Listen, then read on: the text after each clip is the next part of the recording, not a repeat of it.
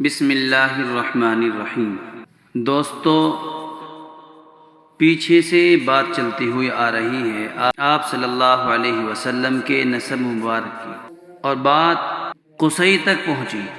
جو کل بات آئی تھی کہ عربوں میں سے کوئی شخص بھی اگر کسی چیز کے بدلے میں کوئی چیز ضمانت کے طور پر رہن رکھ دیتا، چاہے جس چیز کا معاہدہ ہوا ہے وہ بڑا قیمتی ہو، اور جو چیز رہن رکھی گئی ہے وہ چاہے کتنی ہی کمتر ہو، ہلکی ہو، اس کو ضرور پورا کرتا۔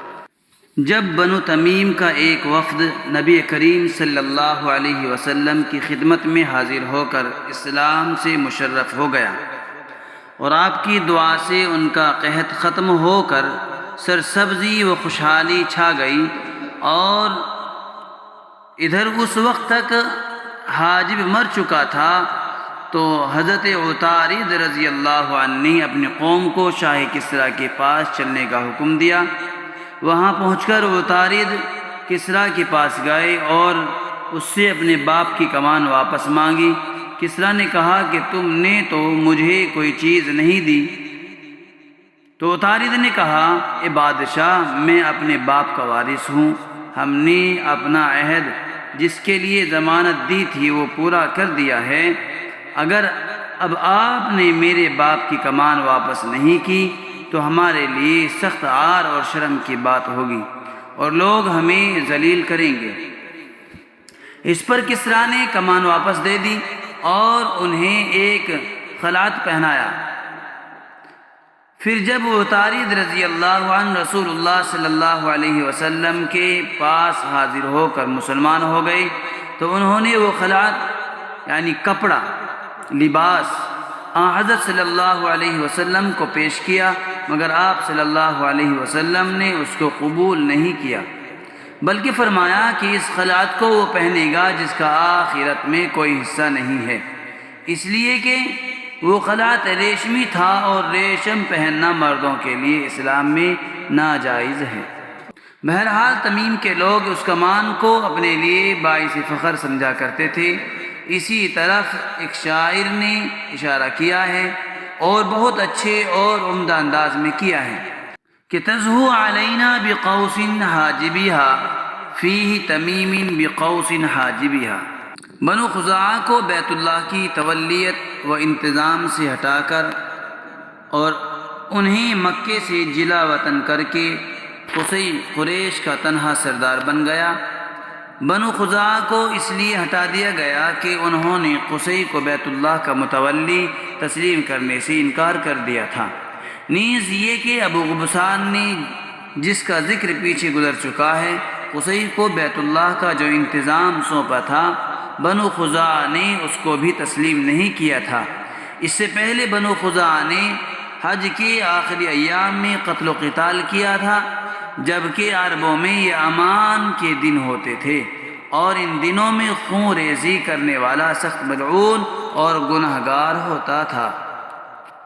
قریش کے لوگوں نے بنو خزاعہ کو اس ظلم و زیادتی سے بہت روکنے کی کوشش کی، اور ظلم و سرکشی کے نتیجے میں بنی جرہم کا پچھلے زمانے میں جو انجام ہو چکا تھا وہ بھی ان کو یاد دلایا کہ کس طرح بنی جرہم نے حرم کے اندر ظلم و سرکشی کی تھی، اور اس کے نتیجے میں ان کی سرداری ختم ہو گئی تھی اور وہ مکے سے فرار ہوئے تھے، مگر بنو خزاعہ نے قریش کی ان نصیحتوں کو ماننے سے انکار کر دیا اور جنگ کی۔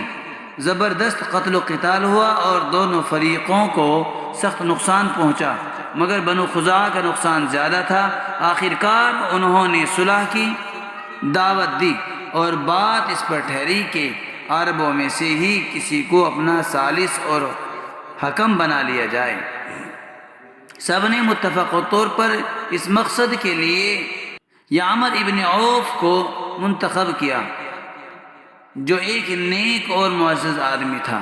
یعمر نے ان لوگوں سے کہا کہ میرا فیصلہ سننے کے لیے تم لوگ کل کعبے کے صحن میں جمع ہو جانا۔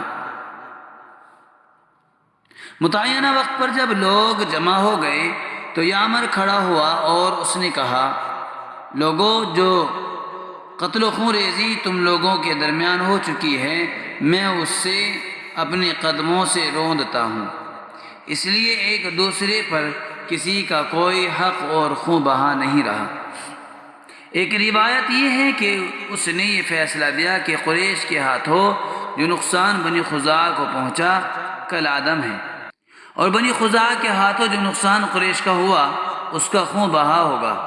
نیز اس نے یہ فیصلہ بھی دیا کہ بیت اللہ کی تولیت اور مکے کی سرداری کے لیے قصی زیادہ موزوں ہے، چنانچہ قصی بیت اللہ کا متولی ہو گیا۔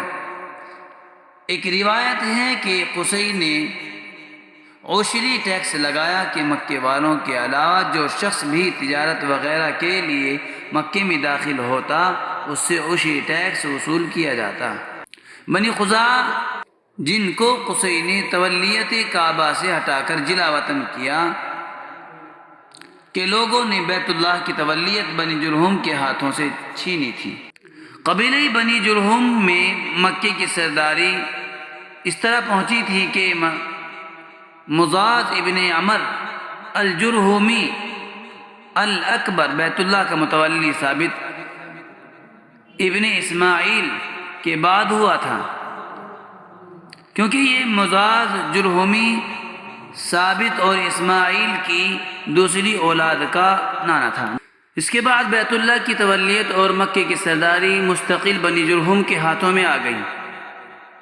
اسماعیل علیہ السلام کی اولاد ان سے ایک تو اس وجہ سے سرداری حاصل کرنے کے لیے کوئی جھگڑا نہیں کرتی تھی کہ یہ لوگ ان کی ننہال والے تھے، اور دوسرے وہ اس بات کو بہت برا جانتے تھے کہ مکے میں سرکشی و بغاوت ہو، مگر پھر خود بنی جرہم نے مکے میں سرکشی اختیار کی۔ مکے کے علاوہ باہر کا جو آدمی بھی مکے میں داخل ہوتا اس پر ظلم کرتے، کعبے میں جو لوگ تحائف اور چڑھاوے چڑھا کر جاتے ان کو کھا جاتے۔ ان کی سرکشی اس حد تک بڑھ گئی کہ اگر ان میں کوئی شخص زنا کرنا چاہتا اور اس کے پاس کوئی جگہ نہ ہوتی تو وہ کعبے میں آ کر زنا کرتا، نعوذ باللہ۔